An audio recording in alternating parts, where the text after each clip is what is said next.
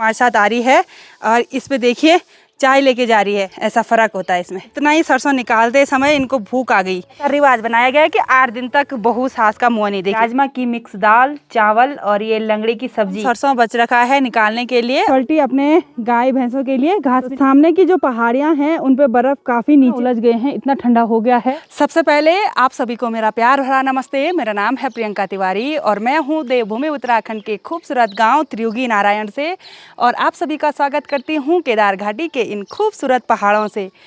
सुबह से घर का छोटा मोटा सारा काम निपटा दिया है और सुबह के 11 भी बज चुके हैं और मौसम ना आज थोड़ा सा हल्का ख़राब हो रहा है। ऊपर केदारनाथ वाली पहाड़ियों से काले बादल लगे हुए हैं। हो सकता है कि शाम तक बारिश हो जाए, क्योंकि आजकल शाम को रोज़ बारिश हो रही है।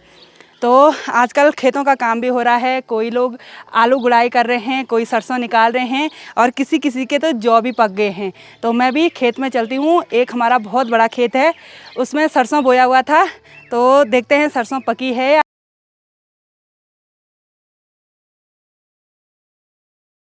मेरे घर के बगल पे एक पुराना मकान है जिसकी जो दीवार है ना वो पत्थरों से बनी हुई है और उन पे गौरैया ने अपना डेरा जमाया हुआ है। और हमको ना पक्षियों की आवाज़ हमेशा सुनाई देती है, ची ची ची ची। और बहुत सारी पक्षियों ने आजकल यहाँ पे अंडे दिए हुए।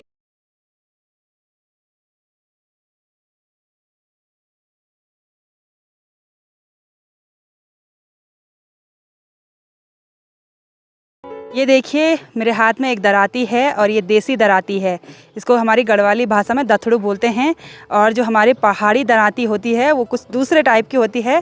तो अब मैं खेत में चलती हूँ अपने घर से थोड़ा ऊपर। तो रास्ते में जाते हुए मुझे यहाँ रास्ते के नीचे एक औषधि दिखाई दी। एक मेडिसिन प्लांट है ये, इसको पाषाण वेद बोलते हैं। और लोगों ने यहाँ देखिए दीवार पे लगाया हुआ है। इससे जो पथरी है ना, जो स्टोन बनता है किडनी में, वो नहीं होती है। मैं अपने पुप ससुर जी के घर में पहुंच गई हूं और दीदी भी हमारे साथ आ रही है। और इस पे देखिए चाय लेके जा रही है और पन्नी पे क्या रखी है, रोटी। भूख लगी, अच्छा। और मैं ले जा रही हूँ क्या, दीदी जी की दराती। ये देखिए, ये ऐसी होती है हमारी पहाड़ी दराती और ये है देसी दराती। ये ऐसा फ़र्क होता है इसमें। तो मैं अपने बड़े से खेत में पहुंच गई हूं, जो कि हमारे घर से थोड़ा ऊपर है। और इतना बड़ा खेत है, उधर साइड से और इधर साइड तक, जहां तक ये सरसों है ना, इतना बड़ा हमारा ही खेत है। और इसको हम गढ़वाले में बोलना कौन सा खेत बोलते हैं, खर्क का खेत, मतलब बहुत चौड़ा खेत।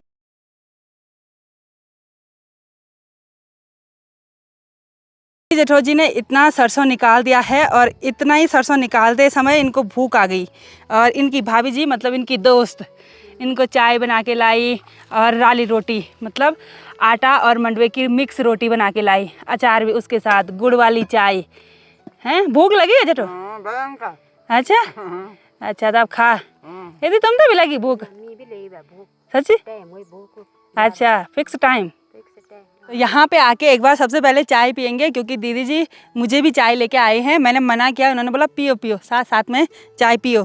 तो अब चाय पीते हैं, और वो भी गुड़ के। सामने केदारनाथ वाली पहाड़ियों पे फिर से बर्फबारी होने लगी है और थोड़ी देर में यहाँ तक वो बारिश आ जाएगी।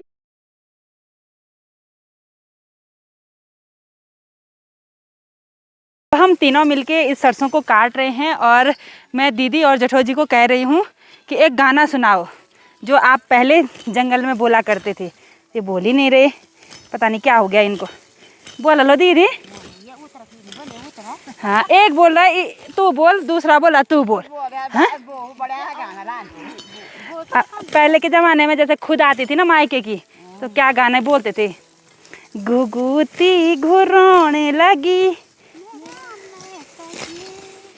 बड़ी बड़ी ऐगे ऋतु ऋतु चैतकी, ऋतु ऋतु चैतकी। और हमारे गांव में ना जो चैत का महीना होता है उसको मैत का महीना मानते हैं, मतलब मायके का महीना।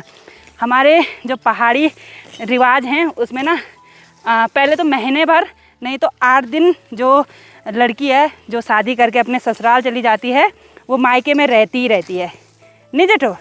और उस महीने को बोलते हैं कि सास का मुँह नहीं देखना, सास का मुख नहीं देखते बोला उस टाइम पे, तो मैंने हाँ तो मुँह नहीं दिया तुम में नहीं दिया ना बया मुझे 8 दिन तक मैं तेरी। अच्छा तो ये 8 दिन तक इन्होंने सास का चेहरा नहीं देखा।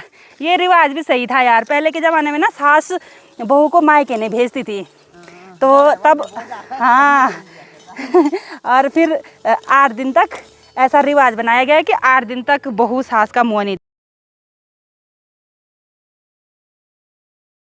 ऐसा है ना, खेत में काम करते करते अगर मस्ती के साथ काम कर दिया तो काम जल्दी हो जाता है, और अगर काम पे ही ध्यान देंगे ना सिर्फ ऐसे कि हमको ये करना है तो फिर बहुत ज़्यादा बोरियत आती है।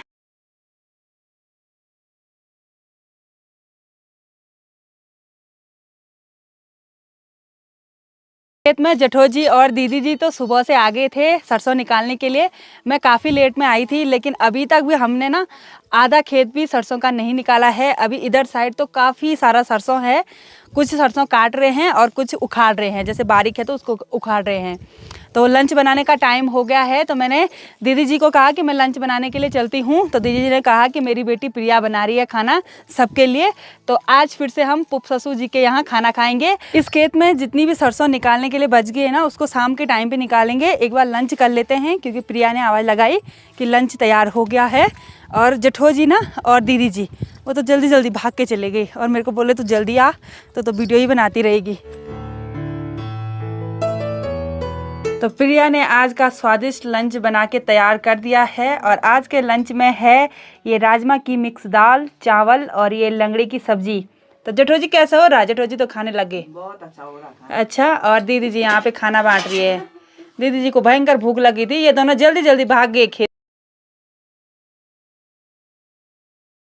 लंच करने के बाद हम फिर से अपने सरसों के खेत में आ गए हैं, और अभी यहाँ पे 2-3 लड़कियाँ और आ गई। यहाँ पे 2-3 लड़कियाँ और आ गई हैं, और यहाँ पे जेठोजी और दीदी जी तो निकाल ही रहे थे पहले से, और भी आ गई।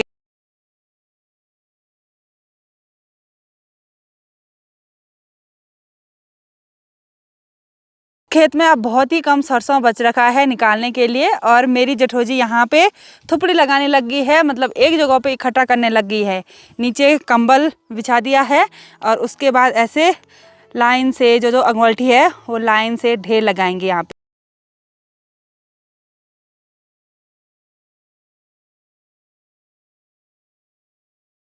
हमने सरसों को भी इकट्ठा कर दिया है, और इसको बरसाती से भी ढका दिया है। और बबली, रूबी और कविता ने यहाँ पे एक एक सोल्टी अपने गाय भैंसों के लिए घास भी निकाल दी है। तो सामने की जो पहाड़ियाँ हैं उन पे बर्फ़ काफ़ी नीचे तक आ गई है, जिससे काफ़ी ठंडा।